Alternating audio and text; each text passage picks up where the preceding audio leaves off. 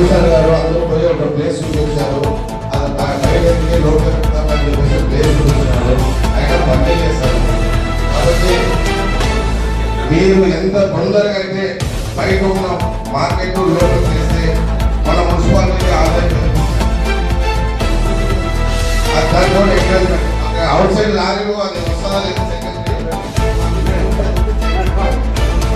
ఆ లారీలు మనకి కట్టరు. గతంలో 250 ఎంతో ఇస్తుండ్రి తమిళనాడు లారీలు, అవి మనకు కట్టరు.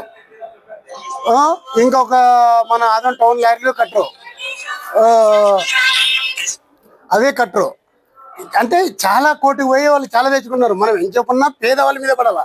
పేదవాళ్ళు ఎవరో రోడ్డు మీద ఎండకి వారికి నానే వాళ్ళ మీదే వాళ్ళతోనే వసూలు చేసుకోవాలా. వాళ్ళని మనోడు ఎవడో ఒకటి తిరగలేక దౌర్జన్యంగా మాట్లాడితే వాళ్ళకి పోలీస్ స్టేషన్కి పోతే ఆ కట్టిన డబ్బులు వృధా. ఇంకా ఏం జోలు పోతుండే అది దాన్ని అక్కడ సానుభూతి పొరలో సిఐఎస్ఐ ఉండి ఈ బీద వాళ్ళని పీడించేదని చూసిస్తున్నట్లు అంటే ఇంకా అట్లా పోనీకి లేదు. అప్పుడు మా మున్సిపాలిటీకి బాకీల పాలుగా లేకుంటే ఏమవుతాం?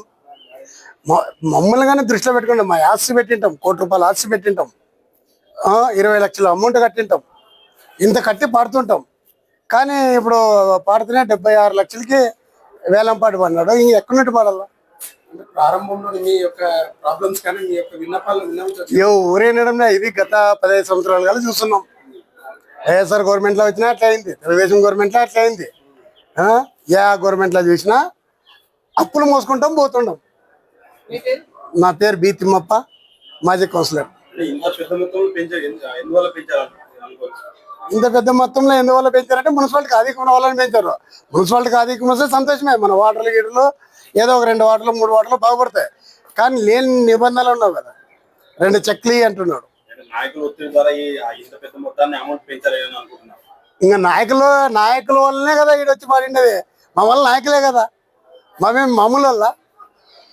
ఇప్పుడు గవర్నమెంట్ వచ్చేదే ఏదో మా మామ ₹2 సంపాదించుకోవాలి, మున్సిపాలిటీకి ₹2 అని ఉంటుంది. ఈడు వచ్చిండే వాళ్ళు నాయకులే కదా, ఎవరేం కామన్ మ్యాన్ ఎవరు రాలే కదా. వైఎస్ఆర్లో ఉన్న నాయకులే, ఈడున్న నాయకులే. అది ఏమో దేవునికి గుర్తు, మీకు గుర్తు.